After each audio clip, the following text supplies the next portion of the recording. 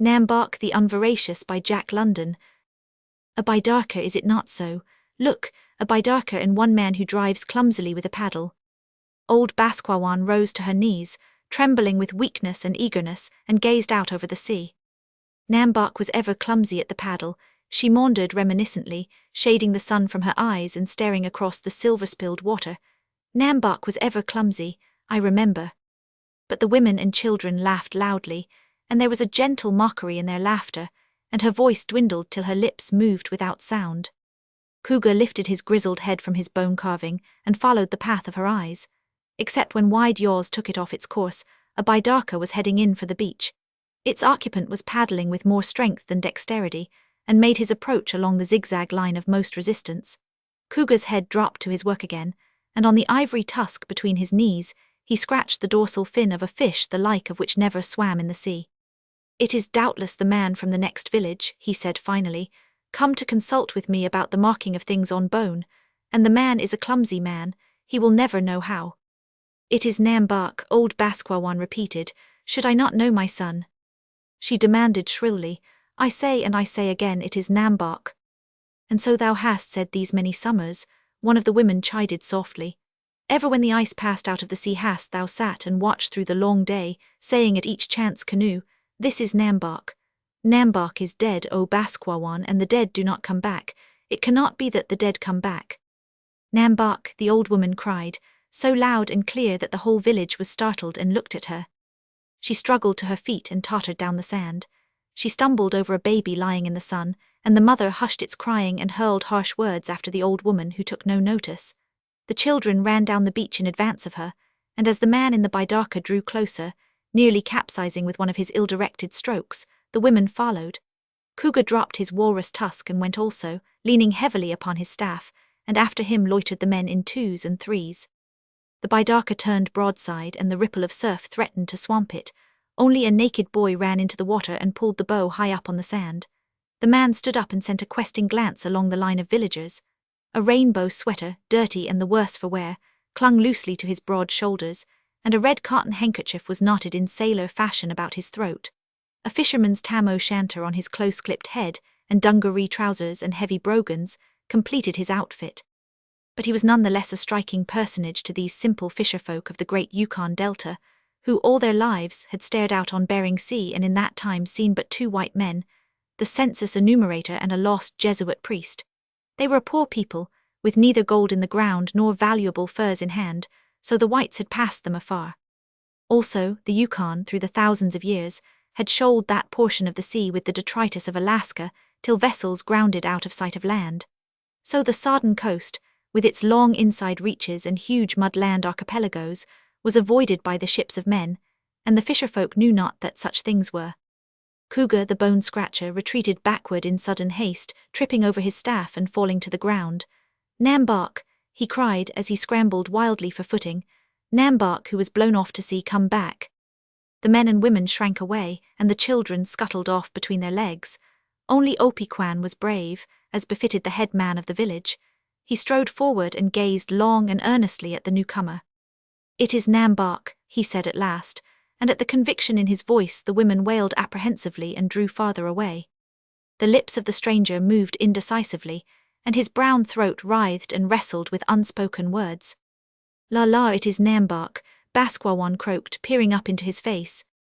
"Ever did I say Nam-Bok would come back?" "Aye, it is Nam-Bok come back." This time it was Nam-Bok himself who spoke, putting a leg over the side of the bidarka and standing with one foot afloat and one ashore. Again his throat writhed and wrestled as he grappled after forgotten words, and when the words came forth they were strange of sound, and a spluttering of the lips accompanied the gutturals. "Greeting, O brothers," he said, "brothers of old time before I went away with the offshore wind." He stepped out with both feet on the sand, and Opequan waved him back.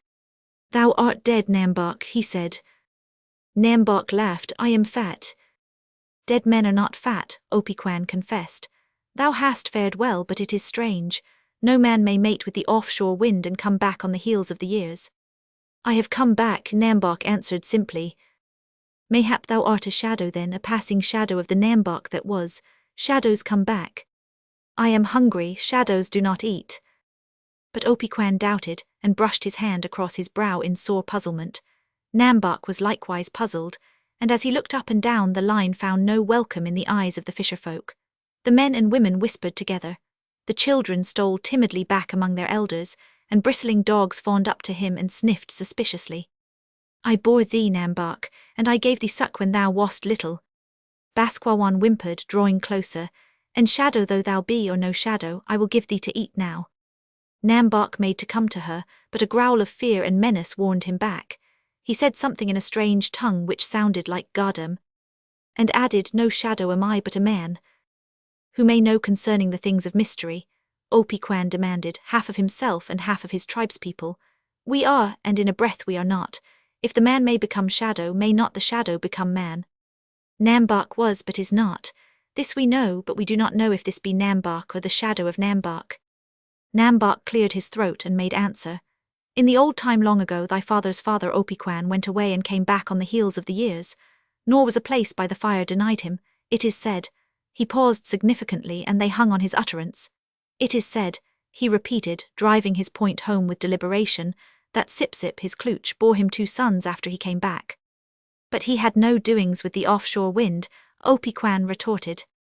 He went away into the heart of the land, and it is in the nature of things that a man may go on and on into the land.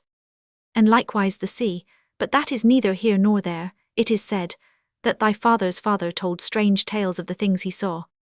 Aye, strange tales he told. I too have strange tales to tell, Nam-Bok stated insidiously. And as they wavered, and presents likewise. He pulled from the bidarka a shawl, marvelous of texture and colour, and flung it about his mother's shoulders. The women voiced a collective sigh of admiration, and old Basquawan ruffled the gay material, and patted it, and crooned in childish joy. He has tales to tell, Cougar muttered, and presents a woman seconded. And Opiquan knew that his people were eager, and further he was aware himself of an itching curiosity concerning those untold tales. The fishing has been good, he said judiciously, and we have oil in plenty. So come, Nam-Bok, let us feast. 2 of the men hoisted the bidarka on their shoulders and carried it up to the fire. Nam-Bok walked by the side of Opiquan, and the villagers followed after, save those of the women who lingered a moment to lay caressing fingers on the shawl.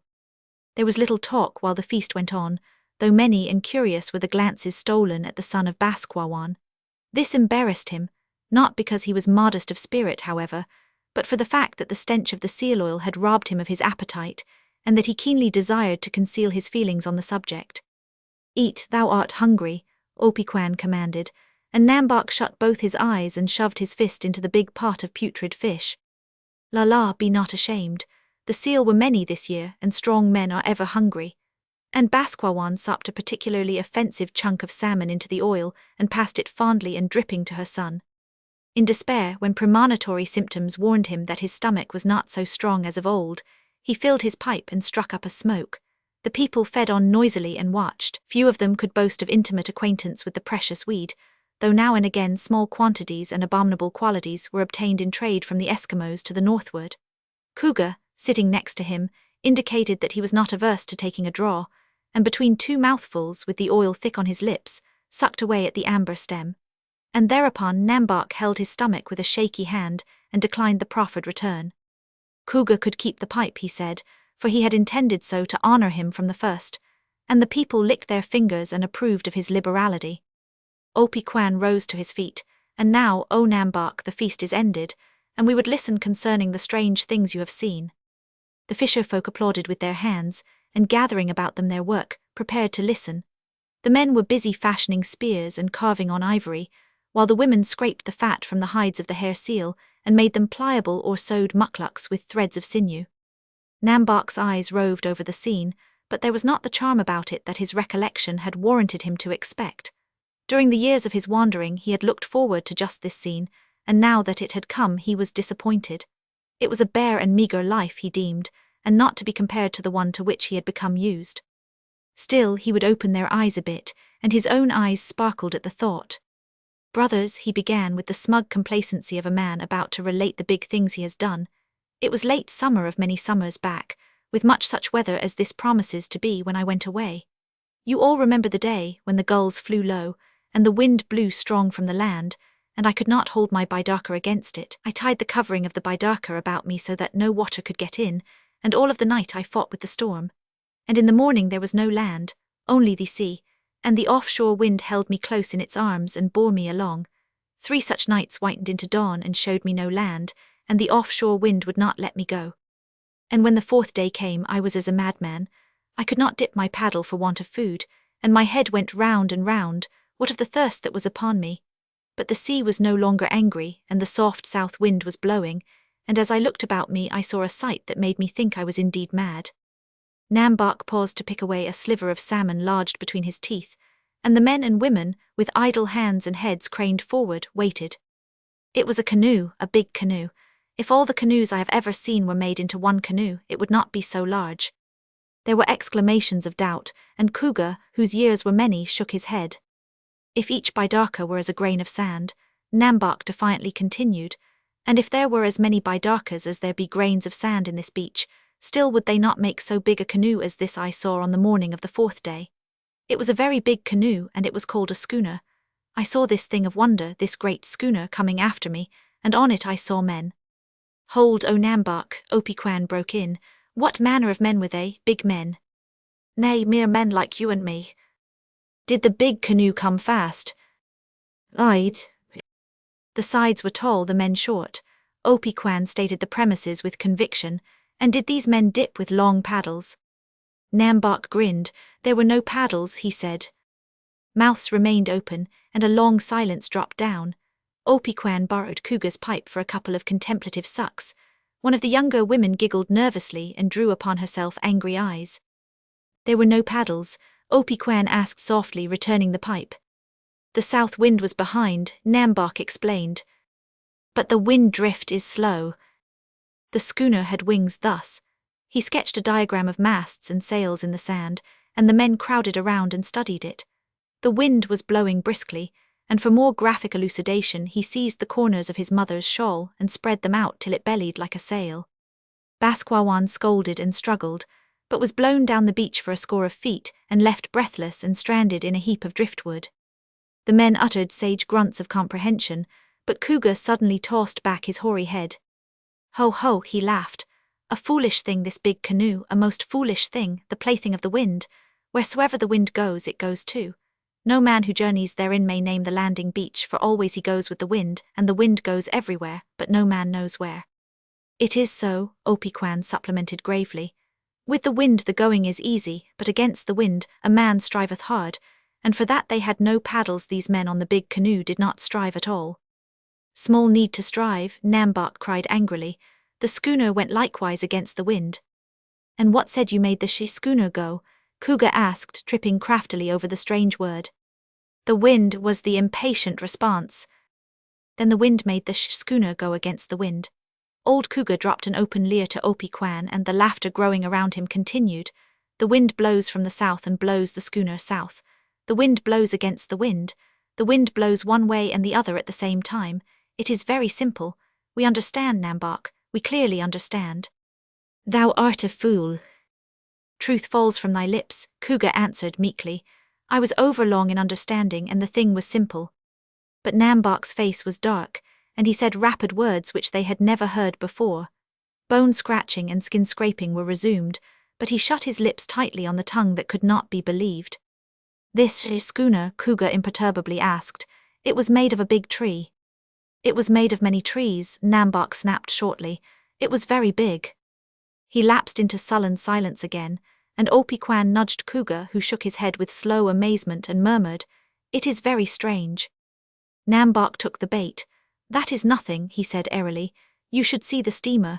As the grain of sand is to the bidarka, as the bidarka is to the schooner, so the schooner is to the steamer. Further, the steamer is made of iron.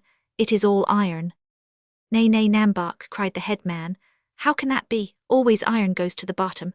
For behold, I received an iron knife in trade from the headman of the next village, and yesterday the iron knife slipped from my fingers and went down into the sea. To all things there be law. Never was there one thing outside the law. This we know. And moreover we know that things of a kind have the one law, and that all iron has the one law. So unsay thy words, Nam-Bok, that we may yet honor thee. It is so, Nam-Bok persisted. The steamer is all iron and does not sink. Nay, nay, this cannot be. With my own eyes I saw it. It is not in the nature of things. But tell me, Nam-Bok, Cougar interrupted, for fear the tale would go no farther, tell me the manner of these men in finding their way across the sea when there is no land by which to steer. The sun points out the path. But how? At midday the headman of the schooner takes a thing through which his eye looks at the sun, and then he makes the sun climb down out of the sky to the edge of the earth. Now this be evil medicine, cried Opie-Kwan aghast at the sacrilege. The men held up their hands in horror and the women moaned. This be evil medicine. It is not good to misdirect the great sun which drives away the night and gives us the seal, the salmon and warm weather. What if it be evil medicine? Nam-Bok demanded truculently. I too have looked through the thing at the sun and made the sun climb down out of the sky. Those who were nearest drew away from him hurriedly, and a woman covered the face of a child at her breast so that his eye might not fall upon it. But on the morning of the fourth day, O Nam-Bok, Cougar suggested, on the morning of the fourth day when the schooner came after thee, I had little strength left in me and could not run away, so I was taken on board and water was poured down my throat and good food given me. Twice, my brothers, you have seen a white man. These men were all white and as many as have I fingers and toes, and when I saw they were full of kindness I took heart, and I resolved to bring away with me report of all that I saw. And they taught me the work they did, and gave me good food and a place to sleep. And day after day we went over the sea, and each day the headman drew the sun down out of the sky and made it tell where we were. And when the waves were kind, we hunted the first seal and I marveled much, for always did they fling the meat and the fat away and save only the skin. Opie-Kwan's mouth was twitching violently, and he was about to make denunciation of such waste when Cougar kicked him to be still. After a weary time, when the sun was gone and the bite of the frost come into the air, the head man pointed the nose of the schooner south. South and east we travelled for days upon days, with never the land in sight, and we were near to the village from which hailed the men. How did they know they were near? Opie-Kwan, unable to contain himself longer, demanded. There was no land to see. Nam-Bok glowered on him wrathfully. Did I not say the headman brought the sun down out of the sky? Cougar interposed, and Nam-Bok went on. As I say, when we were near to that village a great storm blew up, and in the night we were helpless and knew not where we were. Thou hast just said the headman knew. Oh, peace, Opie-Kwan, thou art a fool and cannot understand. As I say, we were helpless in the night when I heard, above the roar of the storm, the sound of the sea on the beach. And next we struck with a mighty crash and I was in the water, swimming. It was a rock-bound coast, with one patch of beach in many miles, and the law was that I should dig my hands into the sand and draw myself clear of the surf. The other men must have pounded against the rocks, for none of them came ashore but the headman, and him I knew only by the ring on his finger. When day came, there being nothing of the schooner, I turned my face to the land and journeyed into it that I might get food and look upon the faces of the people. And when I came to a house I was taken in and given to eat, for I had learned their speech, and the white men are ever kindly. And it was a house bigger than all the houses built by us and our fathers before us. It was a mighty house, Cougar said, masking his unbelief with wonder. And many trees went into the making of such a house, Opie-Kwan added, taking the cue. That is nothing, Nam-Bok shrugged his shoulders in belittling fashion. As our houses are to that house, so that house was to the houses I was yet to see. And they are not big men. Nay, mere men like you and me, Nam-Bok answered. I had cut a stick that I might walk in comfort, and remembering that I was to bring report to you, my brothers, I cut a notch in the stick for each person who lived in that house. And I stayed there many days and worked, for which they gave me money, a thing of which you know nothing, but which is very good. And one day I departed from that place to go farther into the land. And as I walked I met many people, and I cut smaller notches in the stick, that there might be room for all. Then I came upon a strange thing. On the ground before me was a bar of iron, as big in thickness as my arm, and a long step away was another bar of iron. Then wert thou a rich man, Opie-Kwan asserted, for iron be worth more than anything else in the world, it would have made many knives. Nay, it was not mined. It was a find, and a find be lawful. Not so, the white men had placed it there, and further, these bars were so long that no man could carry them away, so long that as far as I could see there was no end to them. Nam-Bok, that is very much iron, Opie-Kwan cautioned. It was hard to believe with my own eyes upon it, but I could not gainsay my eyes, and as I looked I heard. He turned abruptly upon the head man. Opi-Kwan, thou hast heard the sea lion bellow in his anger. Make it plain in thy mind of as many sea lions as there be waves to the sea, and make it plain that all these sea lions be made into one sea lion, and as that one sea lion would bellow, so bellowed the thing I heard. The fisher folk cried aloud in astonishment, and Opi-Kwan's jaw lowered and remained lowered. And in the distance I saw a monster like unto 1,000 whales. It was one-eyed and vomited smoke, and it snorted with exceeding loudness. I was afraid and ran with shaking legs along the path between the bars. But it came with the speed of the wind, this monster, and I leaped the iron bars with its breath hot on my face. Opi-Kwan gained control of his jaw again, and then, O Nam-Bok. Then it came by on the bars and harmed me not, and when my legs could hold me up again it was gone from sight. And it is a very common thing in that country. Even the women and children are not afraid. Men make them to do work, these monsters. As we make our dogs do work, Cougar asked with skeptic twinkle in his eye. Aye, as we make our dogs do work. And how do they breed these things? Opi-Kwan questioned. They breed not at all.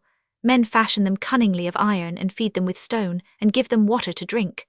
The stone becomes fire and the water becomes steam, and the steam of the water is the breath of their nostrils, and— There, O Nam-Bok, Opi-Kwan interrupted.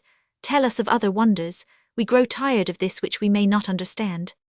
You do not understand? Nam-Bok asked despairingly. Nay, we do not understand, the men and women wailed back. We cannot understand. Nam-Bok thought of a combined harvester, and of the machines wherein visions of living men were to be seen, and of the machines from which came the voices of men, and he knew his people could never understand. Dare I say I rode this iron monster through the land?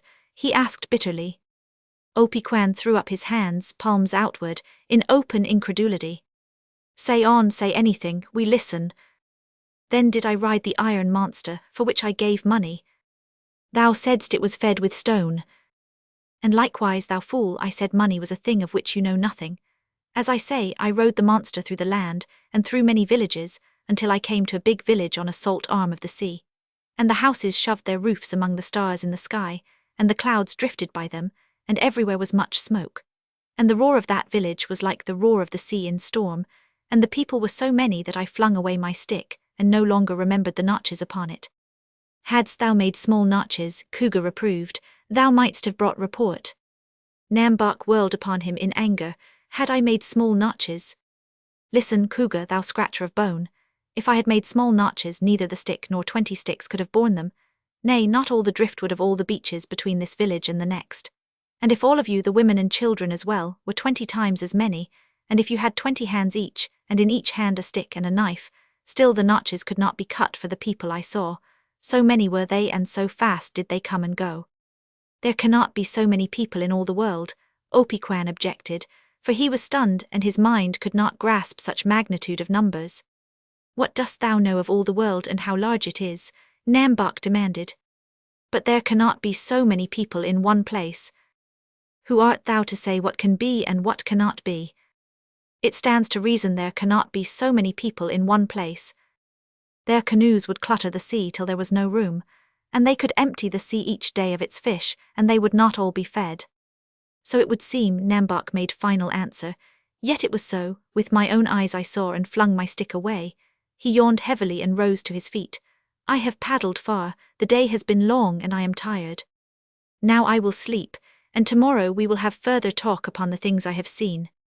Basquawan, hobbling fearfully in advance, proud indeed, yet awed by her wonderful son, led him to her igloo and stowed him away among the greasy, ill-smelling furs. But the men lingered by the fire, and a council was held wherein was there much whispering and low-voiced discussion. An hour passed, and a second, and Nam-Bok slept, and the talk went on. The evening sun dipped toward the northwest, and at 11 at night was nearly due north. Then it was that the head man and the bone-scratcher separated themselves from the council and aroused Nam-Bok. He blinked up into their faces and turned on his side to sleep again. Opi-Kwan gripped him by the arm and kindly but firmly shook his senses back into him. Come, Nam-Bok, arise, he commanded, it be time. Another feast, Nam-Bok cried. Nay, I am not hungry, go on with the eating and let me sleep. Time to be gone, Cougar thundered. But Opikwan spoke more softly. Thou wast by Darkamate with me when we were boys, he said. Together we first chased the seal and drew the salmon from the traps, and thou didst drag me back to life, Nam-Bok, when the sea closed over me and I was sucked down to the black rocks. Together we hungered and bore the chill of the frost, and together we crawled beneath the one fur and lay close to each other, and because of these things and the kindness in which I stood to thee, it grieves me sore that thou shouldst return such a remarkable liar. We cannot understand, and our heads be dizzy with the things thou hast spoken. It is not good, and there has been much talk in the council. Wherefore we send thee away, that our heads may remain clear and strong and be not troubled by the unaccountable things. These things thou speakest of be shadows. Cougar took up the strain. From the shadow world thou hast brought them, and to the shadow world thou must return them. Thy Baidarka be ready, and the tribespeople wait. They may not sleep until thou art gone. Nam-Bok was perplexed, but hearkened to the voice of the headman. If thou art Nam-Bok, Opikwan was saying, thou art a fearful and most wonderful liar. If thou art the shadow of Nam-Bok, then thou speakest of shadows, concerning which it is not good that living men have knowledge. This great village thou hast spoken of we deem the village of shadows. Therein flutter the souls of the dead, for the dead be many and the living few. The dead do not come back. Never have the dead come back, save thou with thy wonder tales. It is not meet that the dead come back, and should we permit it, great trouble may be our portion. Nam-Bok knew his people well, and was aware that the voice of the council was supreme. So he allowed himself to be led down to the water's edge, where he was put aboard his Baidarka, and a paddle thrust into his hand. A stray wildfowl honked somewhere to seaward, and the surf broke limply and hollowly on the sand. A dim twilight brooded over land and water, and in the north the sun smouldered, vague and troubled, and draped about with blood-red mists. The gulls were flying low. The offshore wind blew keen and chill, and the black-massed clouds behind it gave promise of bitter weather. Out of the sea thou earnest, Opikwan chanted oracularly, and back into the sea thou goest. Thus is balance achieved and all things brought to law. Basquawan limped to the froth mark and cried, I bless thee, Nam-Bok, for that thou remembered me. But Cougar, shoving Nam-Bok clear of the beach, tore the shawl from her shoulders and flung it into the Baidarka. It is cold in the long nights, she wailed, and the frost is prone to nip old bones. The thing is a shadow, the bone-scratcher answered, and shadows cannot keep thee warm. Nam-Bok stood up that his voice might carry. O Basquawan, mother that bore me, he called, listen to the words of Nam-Bok thy son. There be room in his Baidarka for two, and he would that thou camest with him, for his journey is to where there are fish and oil in plenty. There the frost comes not, and life is easy, and the things of iron do the work of men. Wilt thou come, O Basquawan? She debated a moment, while the Baidarka drifted swiftly from her, then raised her voice to a quavering treble. I am old, Nam-Bok, and soon I shall pass down among the shadows, but I have no wish to go before my time. I am old, Nam-Bok, and I am afraid. A shaft of light shot across the dim-lit sea and wrapped boat and man in a splendor of red and gold. Then a hush fell upon the fisherfolk, and only was heard the moan of the offshore wind and the cries of the gulls flying low in the air.